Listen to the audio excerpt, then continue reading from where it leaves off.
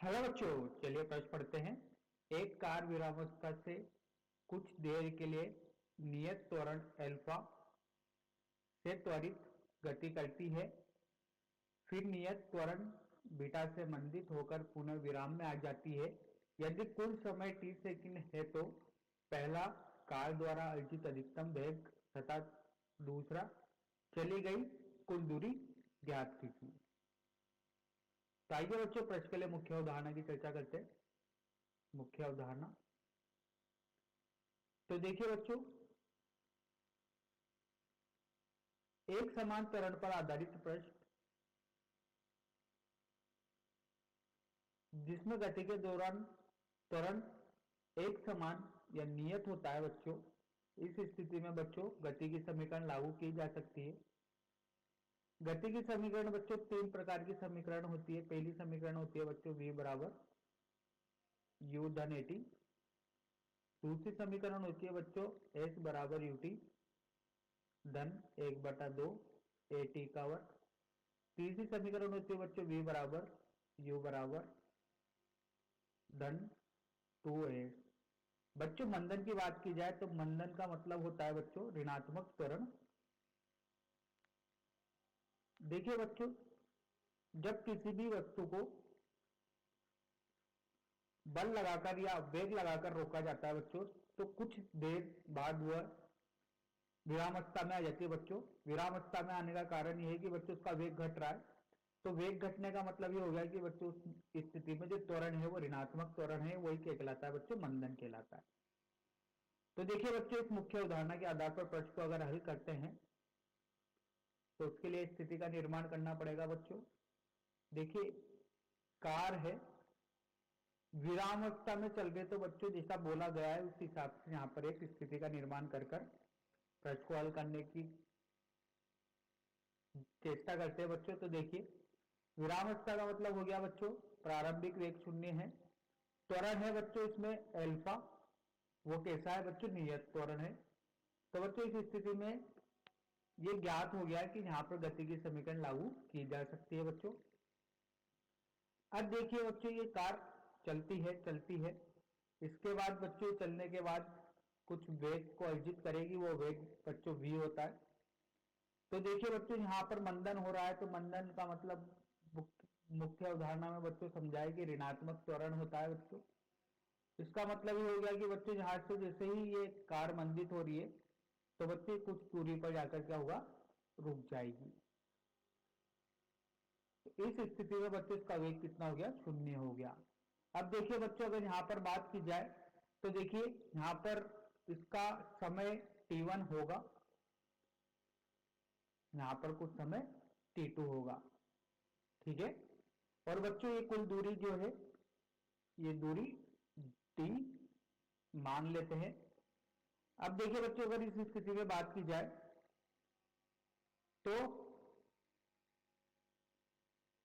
कुल समय t बराबर है t1 धन t2। दोनों स्थितियों में जो समय लगा उसका योग बच्चों कुल समय के बराबर होगा। तो देखिए बच्चों, पहली स्थिति के लिए बात की जाए तो t1 समय पर कार द्वारा प्राप्त वेग t1 समय में बच्चों अधिकतम वेग होगा। और बच्चों वो अधिकतम वेग निकालते बच्चों पहली समीकरण का प्रयोग करके v बराबर धन u at। बच्चों इस स्थिति में प्रारंभिक वेग शून्य है। अधिकतम वेग बच्चों v1 लेते हैं, इसी को बोलते हैं बच्चों अधिकतम वेग। ये होगा बच्चों त्वरण का मान है अल्फा और समय t1। तो बच्चों इसको समीकरण नंबर नाम देते हैं। पहली स्थिति में बच्चों जब कार नियत त्वरण से चल रही थी तो ये स्थिति पहली हो जाती है बच्चों, स्थिति दूसरी हो जाती है। तो स्थिति में यहां पर अधिकतम वेग निकल के आया अल्फा t1। तो बच्चों t2 का मान t1 ऋण t1 t ऋण t1 लिख सकते हैं बच्चों। तो दूसरी स्थिति में मंदन के समय की बात की जाए तो मंदन के समय बच्चों यहां पर t2 जो है ये कुल समय ऋणात्मक t1 समय है। इसमें भी गति की पहले समीकरण का प्रयोग करके बच्चों वेग का मान निकालते हैं। तो v बराबर u धन at। अब देखिए बच्चों मंदित हो रही है तो इसका अंतिम वेग 0 हो जाएगा।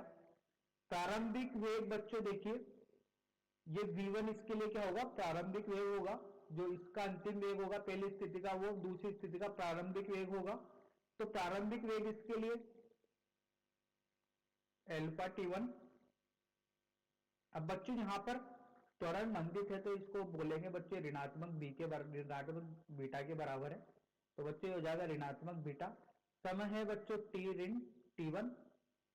तो देखिए बच्चों इसको हल करने पर यहां से मिलता है अल्फा t1 ऋणात्मक बीटा t धनात्मक बीटा t1।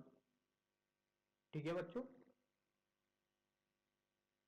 तो t1 की राशि एक तरफ लेने पर देखिए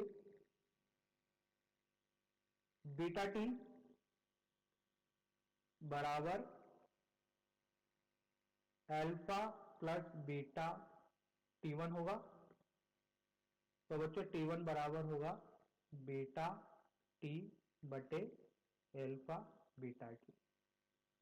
ये बच्चों पहली स्थिति में जो समय है वो निकल के आ चुका है बच्चों। अब देखिए बच्चों पहली स्थिति का समय और दूसरी स्थिति का समय देखा जाएगा बच्चों। तो t2 का मान होगा t ऋणात्मक t1।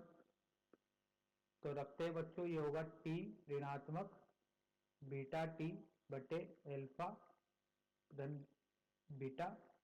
तो देखिए अल्फा और बीटा यहाँ से उभयनिष्ठ आएगा। तो देखिए अल्फा बीटा t यहाँ पर बच्चों बीटा आएगा अल्फा बीटा t ऋणात्मक बीटा t। तो देखिए बच्चों अल्फा t धन बीटा t ऋणात्मक alpha t sorry beta t आएगा बीटा t बटे अल्फा धन बीटा।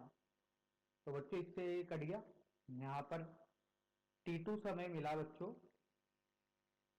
अल्फा t बटे अल्फा धन बीटा। तो बच्चों कुल समय आ गया। कुल समय t1 और t2 के दोनों के मान आ गए। अब देखिए बच्चों इस स्थिति में अगर अधिकतम वेग निकाला जाए तो अधिकतम वेग v1 बराबर होगा अल्फा t1। तो v1 बराबर होगा अल्फा बीटा t बटे अल्फा धन बीटा। t1 का मान रख दिया बच्चों। तो ये हो गया बच्चों अधिकतम वेग v1 बराबर अल्फा बीटा t बटे अल्फा धन बीटा। तो बच्चों यही पूछा गया था कि अधिकतम वेग का मान बताइए। अब बच्चों दूसरी स्थिति में पहली स्थिति का उत्तर आ चुका है बच्चों। दूसरी स्थिति में पूछा गया है चली गई कुल दूरी। तो चली गई कुल दूरी बच्चों किसके बराबर है, d। तो देखिए कुल दूरी ये बराबर है बच्चों d के। तो बच्चों चाल बराबर होता है दूरी बटा समय। दूरी बटा समय। तो दूरी किसकी होगी बच्चों, चाल गुना समय के। तो देखिए यहां से दूरी बराबर चाल। तो बच्चों इसमें चाल है अल्फा बीटा टी बटे अल्फा धन बीटा। ये अधिकतम चाल ही अधिकतम वेग इसको बच्चों चाल कहलाएगा। और समय बच्चों t1 धन t2 किसके बराबर है, t के बराबर है। तो बच्चों ये चली गई दूरी है क्योंकि कुल समय बच्चों कुल समय t1 धन t2 कहलाएगा। t1 t2 किसके बराबर है, t के बराबर है। तो बच्चों या तो t1 t2 के मान रख के भी यहाँ पर हल किया जा सकता है, कुल t के रूप में भी इसको बताया जा सकता है। तो बच्चों यही अपने प्रश्न के उत्तर है। आशा करता हूँ बच्चों आपको यह समझ में आए होंगे। धन्यवाद।